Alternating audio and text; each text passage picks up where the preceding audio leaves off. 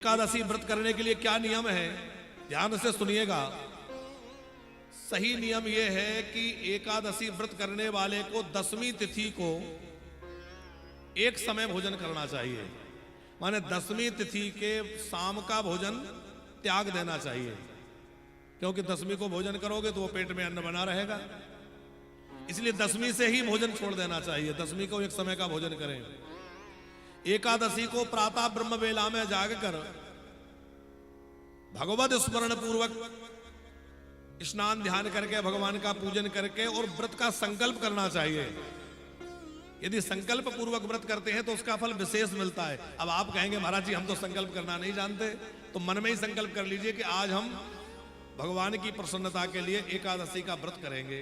मानसिक संकल्प कर लीजिए। फिर हो सके तो एकादशी निर्जल व्रत करना चाहिए। सही नियम है निर्जल व्रत करने का। अब कोई कहे कि निर्जल नहीं बनता तो जल पीकर कर लो, जल पीकर भी नहीं बनता तो दूध पीकर कर लो। दूध पीकर भी करना मुश्किल हो रहा हो,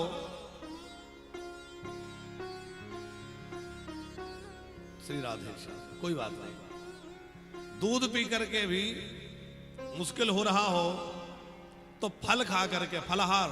अच्छा, फलाहार का मतलब क्या है? हम लोग जो करते हैं वो फलाहार नहीं है। फलाहार का मतलब है फलों का आहार है। थोड़ा केला ले लिया, सेब ले लिया, तो थोड़ा फल खा करके। जिस व्रत में 2 बार फलाहार कर लिया जाए वह व्रत भंग हो जाता है। तो वैसे फलाहार भी एक समय करना चाहिए, ऐसा नियम है। अब कोई कहे महाराज जी डायबिटीज है, बीपी बढ़ जाता है, दवाई खाना पड़ता है, तो भाई कोई बात नहीं, आप 2 बार फलाहार कर लीजिए। पर आजकल तो एकादशी की तैयारी हफ्ता भर पहले से शुरू हो जाती है। कूटू के आटे की पूड़ी बनेगी, ये पकौड़ी बनेगी, ये रसमलाई बनेगी, ये छेना के बनेंगे, है मलाई के पुआ बनेंगे, जाने क्या क्या तैयारी भगवान जाने होती है। हो सके तो ये सब से बचना चाहिए। केवल दूध पीकर या फल खा करके ही व्रत का निर्वाह करना चाहिए। कम से कम ऐसा कुछ नियम कर लें कि 7 दिन में हम जो है 15 दिन में एक दिन ऐसा हो जाए, जिससे सद सके तो करिए। ना हो सके तो आप भले ही फलाहार 2 बार कर रहे हैं, पर इतना तो नियम आप सब लोग लीजिए कि एकादशी में अन्न नहीं खाएंगे। क्यों? क्योंकि एकादशी तिथि में अन्न में पाप का निवास होता है। इसकी भी बड़ी प्यारी कथा है। एक बार पाप रोते हुए भगवान के पास पहुंचा, क्योंकि एकादशी को भगवान ने वचन दिया था, वरदान दिया था कि जो तुम्हारा आश्रय लेगा उसके सारे पाप जल के भस्म हो जाएंगे। अब एकादशी के प्रचंड प्रभाव से पाप थरथर कांपता है। जब पाप डर रहा था तो भगवान के शरण में गया कि प्रभु सबकी रक्षा आप करते तो मेरी भी रक्षा आप करिए। भगवान ने कहा क्या समस्या है? बोले देखो, ब्रह्मा जी के हृदय से धर्म उत्पन्न हुआ तो ब्रह्मा जी के पीठ से अधर्म उत्पन्न हुआ, तो पाप जो है वो कह रहा है कि मैं भी तो ब्रह्मा जी की संतान हूं, मुझे भी तो आप कुछ स्थान दीजिए। क्योंकि जब एकादशी आती है और सब एकादशी का व्रत करते हैं तो मेरा तो बचना मुश्किल हो जाएगा।